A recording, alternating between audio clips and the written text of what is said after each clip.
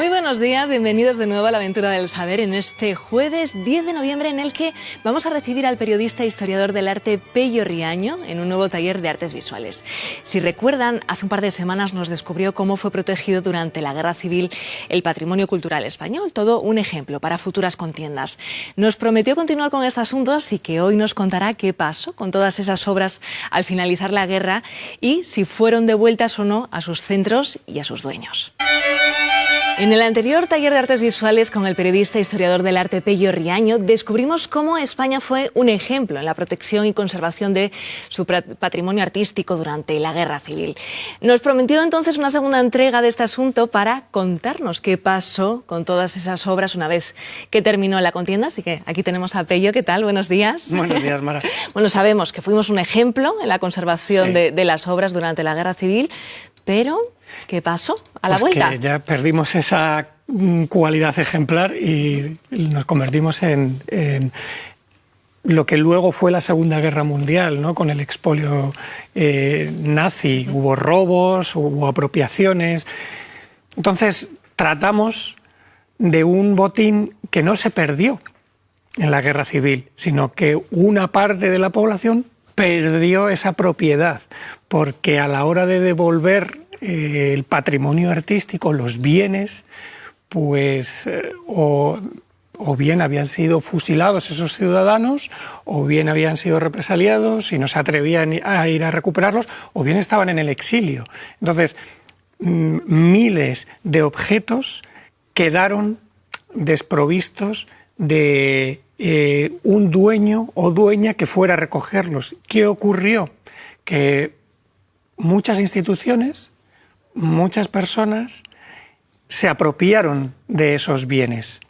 Estamos hablando de que hay cerca de 4.000 bienes culturales repartidos en museos, otros tantos en la iglesia, otros en la administración pública.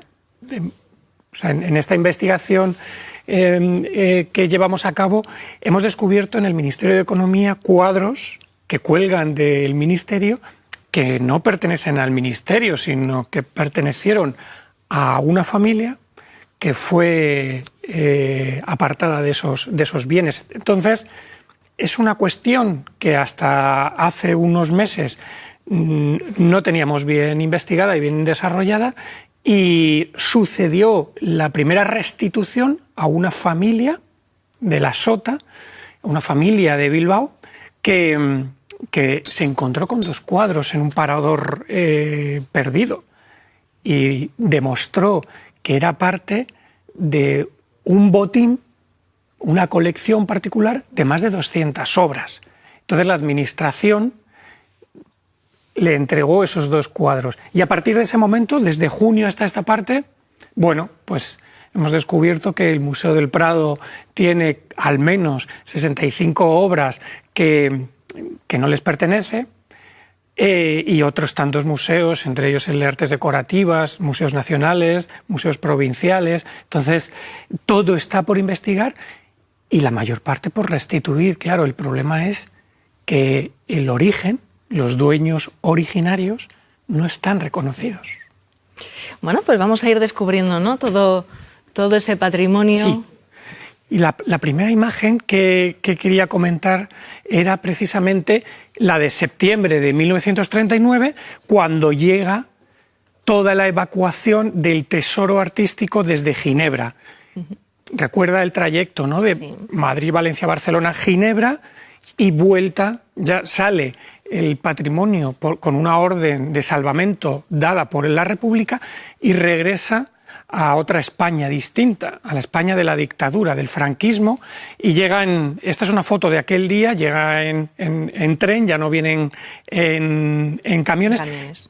Es el último tren que cruza las vías férreas francesas, ya con la Segunda Guerra Mundial declarada, y bueno, el último tren civil que atraviesa el país. Vamos a la siguiente imagen. Uno de los cuadros, y esto nos va a sorprender mucho, uno de los cuadros que no pertenece al Museo del Prado es el Jardín de las Delicias del Bosco. Uno de los más visitados, además. pues con las Meninas, desde luego, están en rivalidad, ¿no? Y además la sala del Bosco siempre es muchísima afluencia, muy cerca del cuadro, porque, bueno, por las características de la pintura del Bosco. Pertenece a Patrimonio Nacional. En el 42, Franco firma un decreto para que el cuadro, que había salido de Patrimonio Nacional, había salido del Escorial, no vuelva, y se había refugiado en el Museo del Prado, no vuelva a salir del Museo del Prado.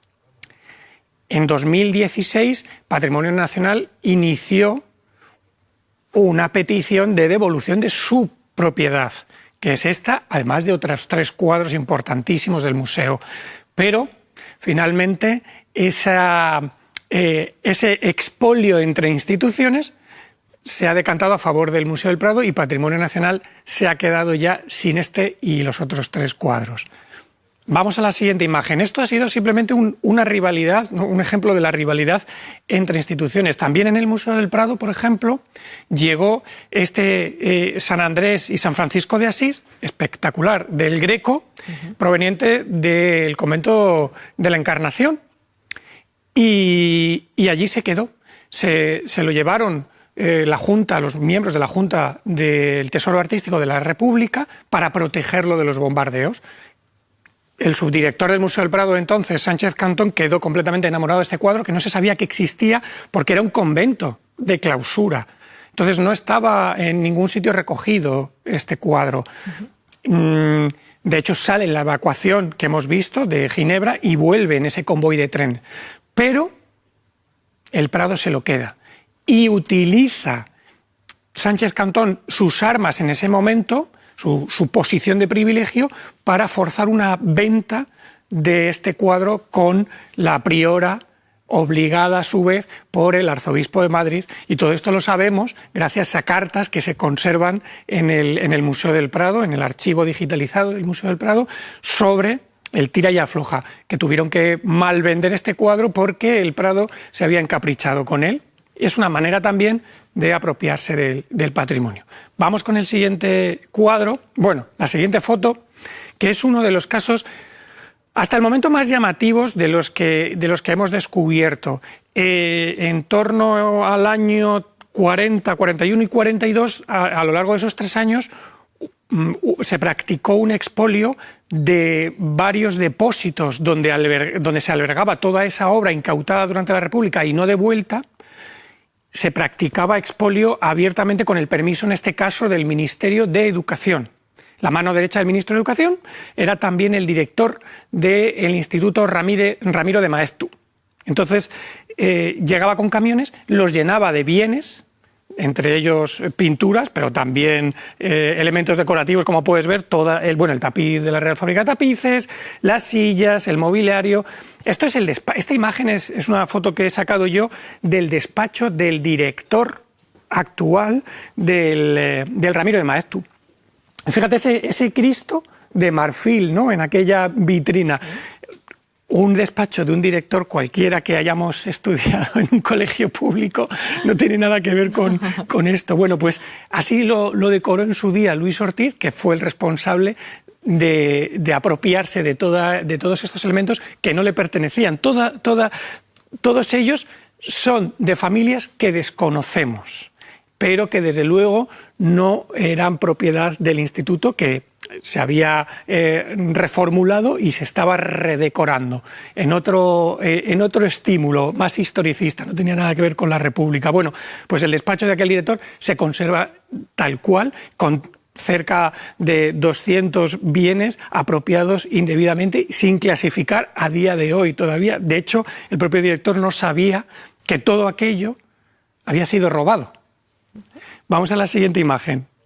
Bueno, otra de las familias que fue expropiada, la colección de Pedro Rico, que fue uno de los últimos alcaldes de Madrid, y este repartidor de periódicos le pertenecía y ahora descansa en el Museo de Bellas Artes de Asturias, en Oviedo. Vamos a la siguiente imagen. Claro, todo esto, la familia de Pedro Rico, los descendientes, los 2 nietos, han iniciado la recuperación de esos bienes. se han puesto en contacto con la administración y están reclamando las obras que les deben y que están repartidas por diferentes museos. Esto es la Sala del Retiro, en el Palacio de Velázquez. Era una de las salas que se usaron para exponer los bienes que habían sido incautados para su protección durante la República. Y entonces, esto es una foto de Santos Lluvero que se conserva en el archivo de la Comunidad de Madrid. Y por allí pasaba la gente y decía: este cuadro es mío, esta cubertería es mía, esta vajilla de porcelana es mía. ¿Y no se comprobaba? Y se comprobaba muy poco, muy poco. Es cierto que la mayor parte de las obras de arte importantes sí que están documentadas de dónde procedían, pero hay un gran ajuar que de su procedencia no sabemos nada. Y hubo quien, mira, vamos a ver la siguiente imagen, hubo quien, de nuevo un momento en el que público se acerca, comprueba y jura por Dios y por su honor en un inventario manuscrito que esas piezas son suyas, pero no demuestra con una factura, con una fotografía, que sean suyas, ¿no? Vamos a la siguiente imagen, porque este es uno de los casos más curiosos de aquellos días. Una persona que se hizo pasar por marquesa, que se inventó ese marquesado, estuvo robando bienes durante 2 años seguidos, casi 3, hasta que se hizo con este tríptico de una familia que no había muerto. Y esa familia buscó y pidió dónde estaba ese tríptico y le dijeron que esta señora se lo había llevado. Se inició un pleito que acabó con esta falsa marquesa en prisión provisional durante un mes en Barcelona porque se había escapado de Alcalá de Henares cuando la llamaron para ingresar en la prisión. Y en esta historia rocambolesca de apropiaciones, ella no fue la damnificada. Fueron los propietarios originarios de este tríptico que demostraron que era suyo, con fotos en su casa, con albaranes de las aduanas, etcétera, etcétera, se quedaron sin el cuadro porque ella, la falsa marquesa, se dedicaba a llevarse bienes de esos depósitos de arte incautado y los vendía en los anticuarios de Madrid. Entonces, con ese dinero, pues sobrevivía. Y este cuadro ya se lo había vendido a la familia March. Entonces era irrecuperable. La verdad es que esta es una buena historia de película, ¿eh? Tiene un buen guión. La realidad, como siempre, supera la ficción. Sí, sí. ¿Tú crees que se restituirán la mayor parte de estas obras a sus dueños, claro, o a las familias? Es muy importante, Mara, porque de hecho en Francia, con todo el expolio nazi, están desde hace 10 años muy concienciados en devolver esas obras que no han llegado a sus familias. De hecho, en el Museo del Louvre hay una investigadora que lleva 2 años y medio desarrollando la llamada trazabilidad de esas obras, de dónde vienen, cómo han llegado hasta ahí, quiénes son los herederos. Y de momento siguen investigando, siguen mostrando, siguen difundiendo la obra para que llegue a todo el mundo. Pero nosotros este tema, este problema, creíamos que no lo teníamos. Y llevaba 80 años descansando en silencio, ocultado en nuestras instituciones. Ahora urge un plan, un protocolo de restitución, que claro, ojalá al menos en los descendientes que tengan toda la documentación pueda restituirse. Bueno, pues enhorabuena por este trabajo de investigación y muchísimas gracias por habernoslo contado aquí. Gracias a ti, Mara.